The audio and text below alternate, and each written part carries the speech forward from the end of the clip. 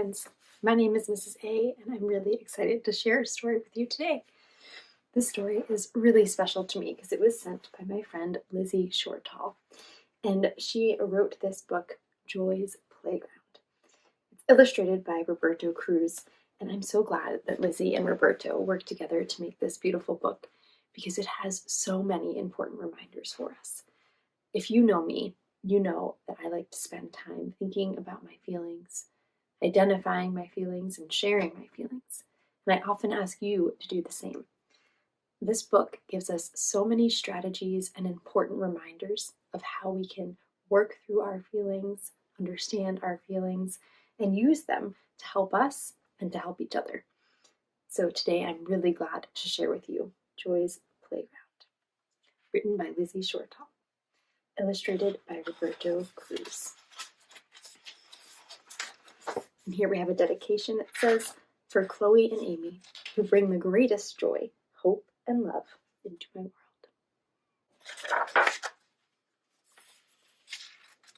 Forward. Some information before we get started. Joy and her animal friends in Lizzy's lovely book are full of fun and wisdom. They find different ways to get through the challenges they face in their adventures. In doing so, they gently remind children and adults how to help each other and themselves when things get difficult. And that foreword was written by Professor Robbie Gilligan from Trinity College of Dublin. Let's listen to Joy's Playground. Joy, Jumpet, and Torty were on the roundabout. They laughed as they nearly took off from the ground. A grumpy giraffe came along following their sound. Do you see that grumpy giraffe? How can you tell they're grumpy? Yeah, the way their eyes and eyebrow are furrowed, their frown. Nice. Wonder why they're grumpy. "What's your name?" said Jumpet. "I'm Geraldine. I'm tired and cross. You can come play with us if you'd like." Just then, a monkey whizzed by, looking confused by the sun in his eyes. He kept going and then, bump! "Can we help you, dear monkey?" Torty called out to him. "Does your head have a lump?" Oh my, so right away, things are happening. They've met Geraldine, this grumpy giraffe, and here's a monkey looking dizzy and confused. I hope this monkey's okay. "Hi, my name is Mike. I was halfway home when I lost my bike. I get mixed up when I go to places that are new. How about you?" Torty popped his head high. "Oh yes, that happens to me too." Has anyone else ever felt mixed up when they go to a place that's new, that's unfamiliar, where they haven't been before? Me too. Joy sat down beside Mike. "I can teach you mindfulness for relaxation if you'd like." "Oh yes, please do," said Mike, tripping over his shoe. "Take a big breath through your nose, then let it out of your mouth. That will tell your brain that it's time to help you out. Then open your eyes wide and see what you can see. Hear what you can hear. Smell what you can smell. Taste what you can taste. Feel what you can feel. Take your time and you will be fine." Friends, this is one of the pieces of this book that I think is so helpful. This poem here that Joy recites to Mike, listen again as we read the next few pages. It might come up. "Did you leave your monkey prints behind on your trail?" asked Joy. "Is there a line on the ground where you dragged your tail? See what you can feel. Try it out with your hand or your heel." Just then, a beautiful squirrel appeared from under the bush, one that was full of flowers and looking so lush. She looked rather scared or in a big rush. Why do you think she's scared? What do you notice in her face that gives you that clue? Yeah, eyes are really big and wide. Her mouth is open. Even the way her body is shaped, her body language is showing us that she's a bit scared. "Hello there, little squirrel. Are you okay?" asked Joy gently. She made a squeak so small that it was barely heard. "My name is Sasha, and I'm very scared. This bush is thorny, and my tail nearly got snared." Jumpet hopped over. "I have a trick. It might help you, too." "Really?" said Sasha, coming a little closer. "I pretend my feet are protected by jelly beans. Then I just walk right through. If you put your mind there first, your body will follow. If we feel brave, there is so much we can do." Really like Jumpet's idea. If you put your body there first, then your mind will follow. So, have you ever encountered something that made you a little scared? Maybe riding your bike without training wheels. Maybe trying something new or climbing a tree. If you want to do it and you think that your body is strong and you're feeling confident but a little scared, if you put your body there, your mind will follow. And you'll be ready to try some new things and be brave. Geraldine came closer. "Joy told me that helping others might help me too. It's sometimes easier with two. Perhaps I can go there with you?" Sasha, still looking scared, nodded and agreed. "Yes, please." Sasha went toward the nut tree with Geraldine. She put her mind there first and saw herself up the tree. She started to feel brave and squeaked with excitement. "I can give this a go!"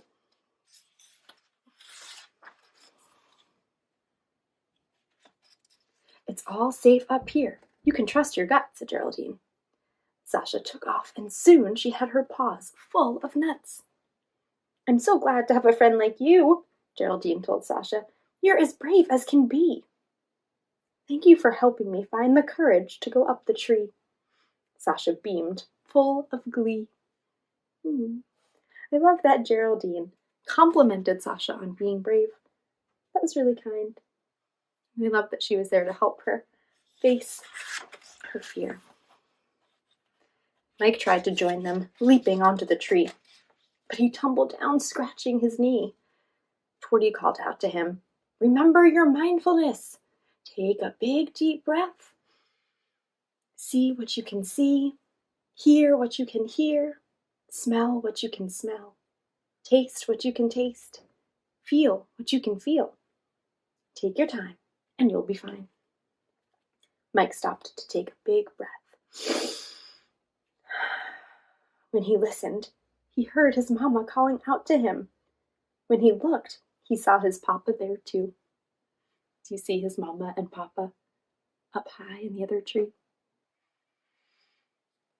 All because Mike took that moment to be mindful. If you've been with me before, you know that we practice mindfulness every time we're together. And this is a great example of another way we can try it. Mike made a monkey noise. His mama and papa made noises back.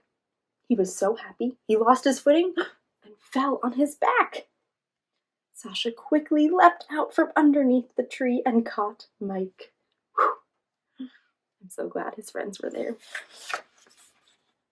"Sasha, you are brave and you are special," said Joy, holding her up in the air. "I didn't know I had such strength and I could save Mike from his fall. I am not a scared squirrel. I am brave after all."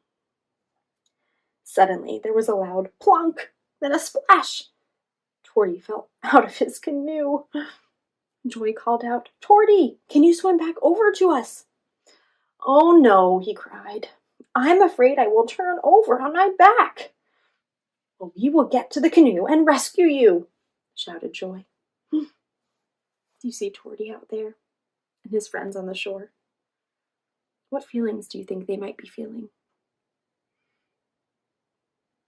Yeah, looks like they're feeling scared or shocked or concerned. They want to help their friend.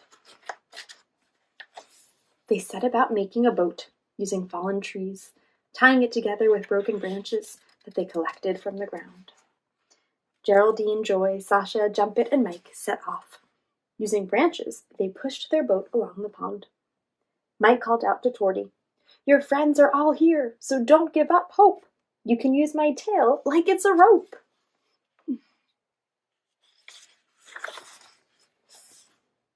Young Mike got excited, jumping up and down. The boat wobbled, and they all toppled out. Let's stay calm and come up with a plan, Joy said to her friends. Okay, said Sasha. I'll go and get his canoe. That is something I know I can do. I can trust my gut. I can put my mind there first, and my body will follow. They all cheered for Sasha. You can do it! You can do it! So again, Sasha is being brave. She's putting her mind there first, and her body is following. She knows she has to help her friend. Geraldine's pout was now a scowl. Remember, helping someone else can help you too, said Joy. Friendship first is the best way. You're right, said Geraldine. I can use my long neck to help, instead of making a fuss. Geraldine called out to her friends. My neck is above water. I can carry some of you. Mike and Jumpet hopped up. They smiled in thanks, and Geraldine smiled too. So even though Geraldine was feeling grumpy and pouting and scowling, she remembered that helping others can help her too. I think that's an important reminder for us all. Mike spotted his parents on a faraway tree. Hi, Mama and Papa, he waved. Look at me! In his excitement, he slipped and splashed into the pond. Help! He yelped. Joy called out to Mike, You can use your mindfulness to calm yourself down. Take a big, deep breath. You try it with me. See what you can see. Hear what you can hear. Smell what you can smell. Taste what you can taste. Feel what you can feel. Take your time, and you'll be fine.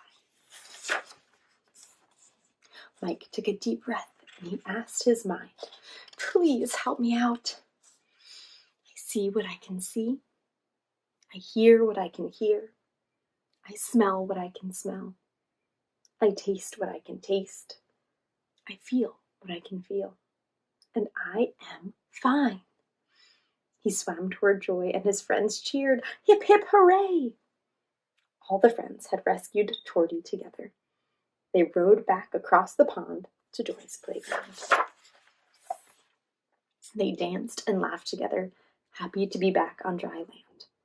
A new circle of friends who helped each other understand. And here at the end of the book, there are some really helpful reminders. I just want to read one of them to you, and I hope that you get this book for yourself. You can check the link in my description to get your own copy. But I love these reminders.